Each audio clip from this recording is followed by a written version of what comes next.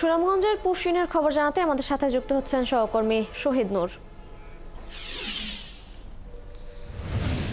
শহীদ, এখন পর্যন্ত ওখানকার সীমান্ত দিয়ে কতজনকে বাংলাদেশে পুশিন করা হয়েছে এবং নতুন করে আর কোনো পুশিন করা হয়েছে কিনা, বিজেপির অবস্থানে বা কেমন দেখছেন?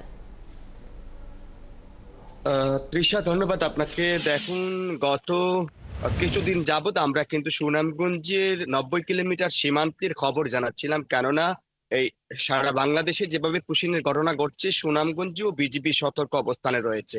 এই সতর্ক অবস্থানের মধ্য দিয়েই কিন্তু সুনামগঞ্জে আসলে গতকালকে 16 জনকে পুশিন করেছে ভারতের সীমান্ত রক্ষাকারী বাহিনী। তো আমি যদি আপনাকে জানাই, সুনামগঞ্জে যে ব্যাটালিয়নের 2টি ভাগ রয়েছে, 60টি উপজেলা যেটি সীমান্ত ঘেঁষা রয়েছে, তার মধ্যে 48-এর অধীনে রয়েছে হচ্ছে ছাতক।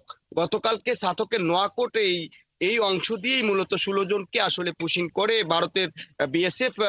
এর মধ্যে যে যারা পুশিং করা হয়েছে তাদের 5 জন হচ্ছে নারী, 5 জন পুরুষ এবং 6 জন শিশু রয়েছে, এবং তারা প্রত্যেকেই কুড়িগ্রামের বাসিন্দা বলে জানিয়েছে বিজিবি।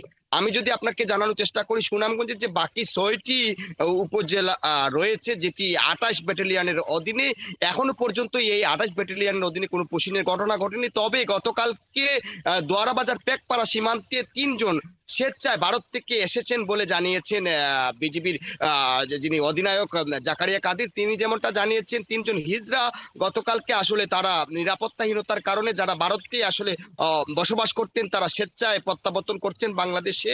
তবে এই যে অবৈধভাবে অনুপ্রবেশ এবং পুশিং ঠেকাতে তারা আসলে বদ্ধপরিকর আছেন।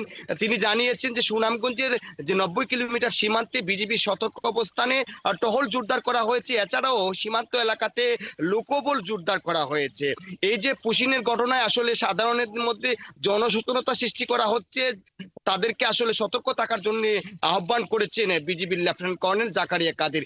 যদি আপনাকে জানাই, এখনো পর্যন্ত আসলে গতকালকের ঘটনার পরে আজ আসলে নতুন করে কোথাও কোনো পুশিংয়ের ঘটনা ঘটেনি। তৃষা।